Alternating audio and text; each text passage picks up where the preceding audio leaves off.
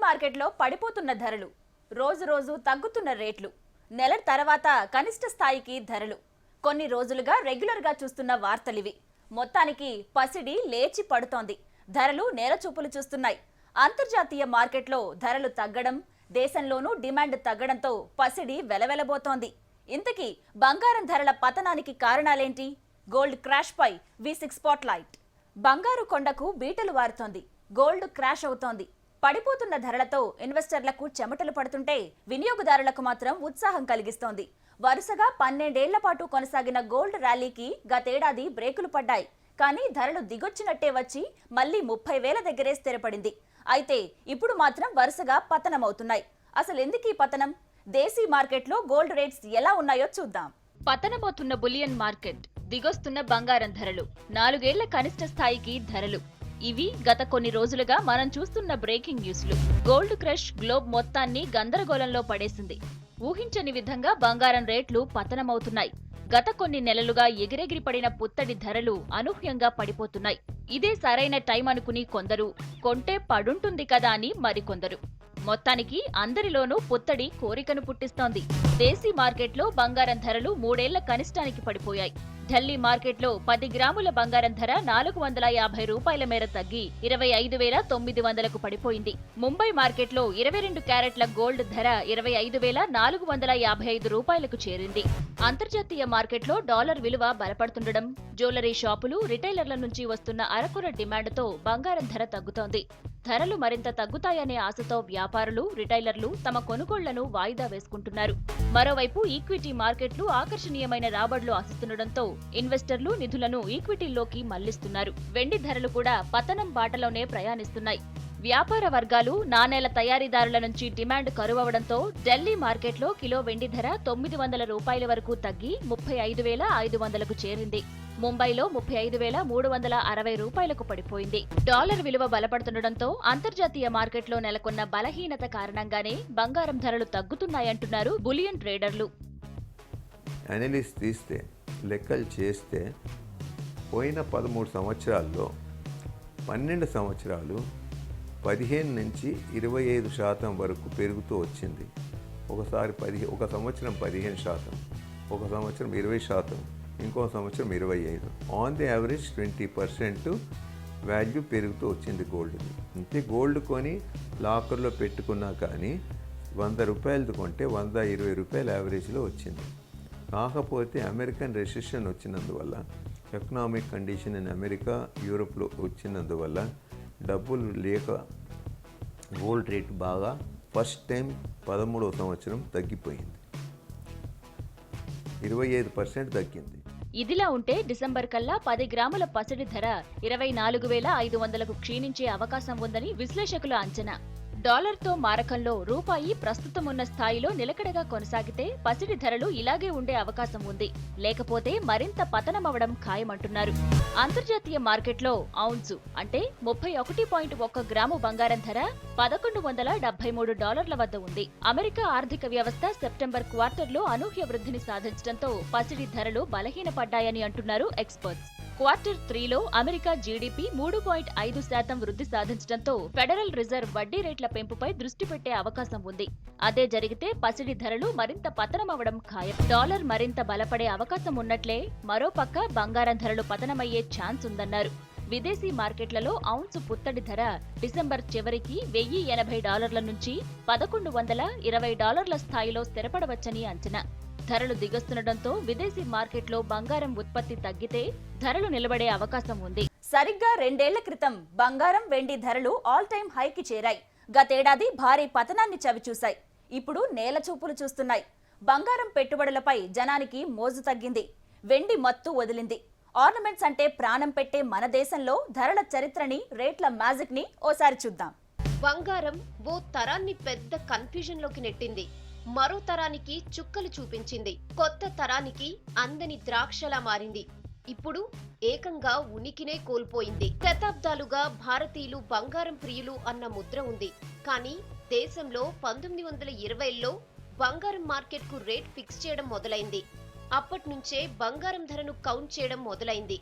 1926లో తొలిసారి బయటికొచ్చిన ధర 10 గ్రాములకు 18 రూపాయల 43 పైసలు.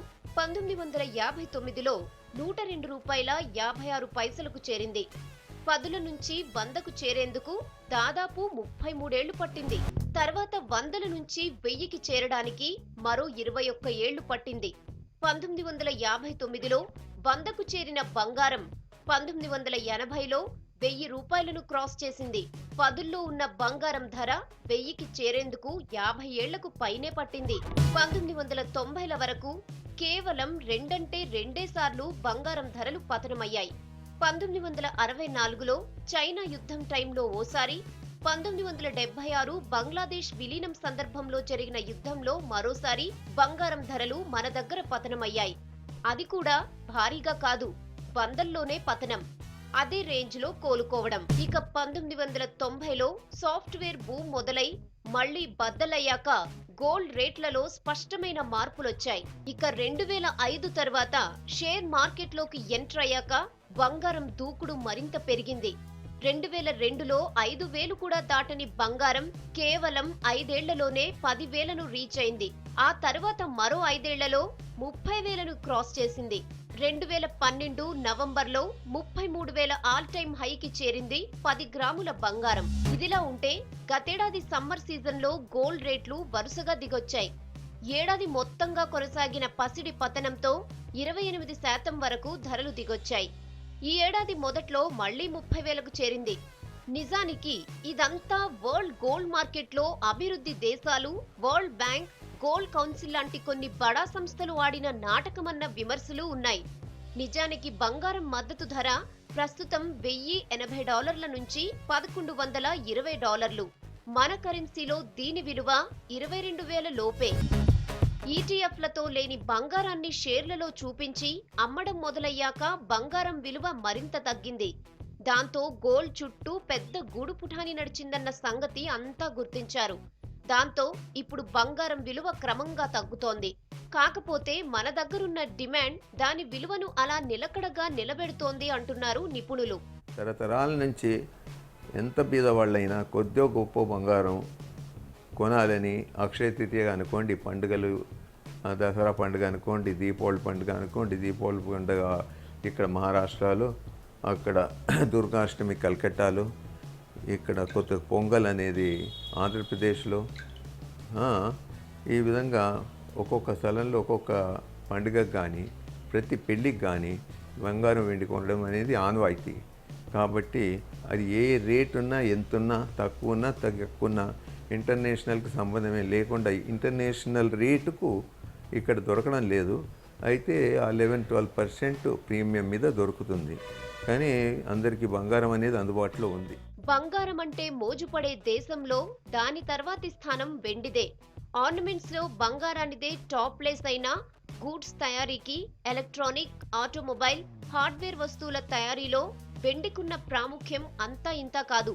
అందుకే ప్రపంచం మొత్తం బంగారం తర్వాత వెండిని విలువైన లోహంగా చూస్తోంది. బంగారంతో పాటే సిల్వర్ ర్యాలీ కూడా దూకుడుగానే సాగింది. 1999, 2004 మధ్య కేజీ సిల్వర్ 8 నుంచి 9,000 మధ్యే. ఆ తర్వాతే వెండి పరుగు మొదలైంది. 2005లో తొలిసారిగా 10,000ను దాటింది. 2006 నుంచి మరింత దౌడు తీసింది. 2007-9 మధ్య 20,000కు, 2010లో 30,000కు పరుగులు పెట్టింది. 2012లో లాస్ట్ క్వార్టర్లో ఏకంగా ఆల్ టైమ్ హై 72,000కు రీచ్ అయింది. 70,000ను మించిపోయినప్పుడు వెండి మార్కెట్లో దొరకలేదు. అప్పట్లో వెండికుండే మల్టిపుల్ యూసేజ్ ను బాగా ప్రచారం చేశారు. బంగారానికన్నా వెండికి ఫ్యూచర్ ఎక్కువని ఓదరగొట్టారు. దాంతో ఎగబడి కొన్నారు వినియోగదారులు. కానీ ఆ తర్వాత కొద్ది రోజులకే దాని పతనం మొదలైంది. ఇప్పుడు 35,000 వరకు దిగొచ్చింది. అంటే సగానికి పైగా దిగొచ్చింది. బంగారాన్ని నమ్ముకుంటే లైఫ్ బిందాస్ అంటారు చాలా మంది. అదో ఆర్థిక అవసరంగా, కష్టాల నుంచి గట్టెక్కించే సాధనంగా ఉపయోగపడుతుందన్నది చాలా మంది ఫీలింగ్. అందుకే బంగారం షేర్ మార్కెట్కు చేరింది. ఆ తర్వాతే పతనం వైపు పరుగులు తీసింది. సేఫ్ హెవెన్ ముద్రను చెరిపివేసుకుంటోంది. ఇంతకు ముందులా బంగారం ఇప్పుడు విలాస వస్తువు కాదు, ఆర్థిక వస్తువు అన్న బ్రాండ్ వచ్చింది. ఇంతకీ బంగారానికి ఎందుకింత పరిస్థితి? దేశం దిగుమతి చేసుకుంటున్న బంగారం ఎంత? కొనుగోళ్లు ఎలా ఉన్నాయి? గతేడాది మే నెలలో గోల్డ్ రేట్స్ నేల చూపులు చూశాయి. 33,000 స్థాయి నుంచి 28,000 వరకు దిగొచ్చాయి. దాంతో ఒకే రోజులో రికార్డు స్థాయిలో 15 టన్నుల బంగారం అమ్ముడుపోయింది దేశంలో. 28,000 స్థాయిలోనే ఆ రేంజ్ అమ్మకాలంటే ఇప్పుడు 24 క్యారెట్ గోల్డ్ 26,000కు దిగొచ్చింది. మరి అమ్మకాలు ఇప్పుడెలా ఉండాలి? యూపీఏ హయాంలో గోల్డ్ ఇంపోర్ట్స్ పై ఆంక్షలు విధించారు. దిగుమతి సుంకం, లోకల్ ట్యాక్సెస్ అన్ని కలుపుకుని మొత్తంగా 11% అదనంగా చెల్లించాల్సి వచ్చేది. అయినా బంగారంపై భారతీయులకున్న మోజు తగ్గలేదు. అయితే గత కొన్ని నెలలుగా సేల్స్ మాత్రం భారీగా తగ్గాయి. మోడీ ప్రభుత్వం అధికారంలోకి వచ్చినప్పటి నుంచి బంగారానికి మళ్లీ మంచి రోజులొచ్చాయి. కొనుగోళ్లు ఊపందుకున్నాయి. దిగొస్తున్న ధరలకు తోడు దసరా, దీపావళి కలిసొచ్చాయి. పెళ్లిళ్ల సీజన్ కూడా తోడైంది. దిగుమతి సుంకాన్ని తగ్గించింది. అన్నీ కలిపి అమ్మకాల జోరు పెంచాయి. గత 3 నెలలుగా రికార్డు స్థాయిలో దిగుమతులు, అమ్మకాలు, కొనుగోళ్లు మొదలయ్యాయి. దేశంలో పెట్రో ప్రొడక్ట్స్ తర్వాత అత్యధికంగా దిగుమతి చేసుకునేది బంగారమే. పసిడి దిగుమతుల కోసం 20% పైగానే ఖర్చు చేస్తోంది దేశం. ఏటా యావరేజ్గా 1000 టన్నులకు పైనే దిగుమతి చేసుకుంటున్నారు. ఇక స్టాక్ మార్కెట్ ర్యాలీ కూడా బంగారం కొనుగోళ్లు, అమ్మకాలను పరుగులు పెట్టిస్తోంది. సెన్సెక్స్ 28,000 పాయింట్లు, నిఫ్టీ 8,350 పాయింట్లను చేరింది. స్టాక్ మార్కెట్ ర్యాలీ కూడా బంగారం రేటును ప్రభావితం చేస్తోంది. బంగారం రేట్ల తగ్గుదల సంగతి పక్కన పెడితే భారతీయుల్లో బంగారం మోజు తగ్గినట్లు కనిపిస్తోంది. దేశీ మార్కెట్లో గత ఏడాదితో పోలిస్తే ఈ ఏడాది డిమాండ్ భారీగా పెరిగింది.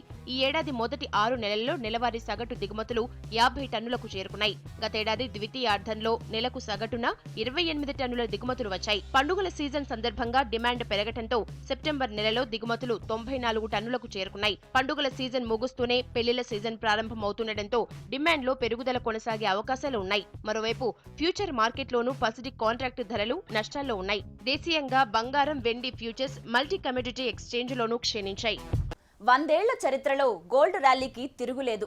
సంక్షోభాలు, యుద్ధాల టైంలో తప్పితే రేటు ఎప్పుడూ పడిపోయింది లేదు. అలాంటిది చరిత్రలో ఎప్పుడూ లేనంతగా గోల్డ్ నేలచూపులు చూస్తోంది. రోజుల వ్యవధిలో వందల్లో దిగివస్తోంది. గతేడాది మొదలైన డౌన్ ఫాల్ ఇప్పటికీ కొనసాగుతోంది. ఏదైతేనేం భారతీయుల బంగారం సెంటిమెంట్కు రేట్ల పతనం ఉత్సాహాన్నిస్తోంది. ఈ పతనం ఇంకెక్కడి దాకా కొనసాగుతుందో చూడాలి. ఇది V6 స్పాట్లైట్.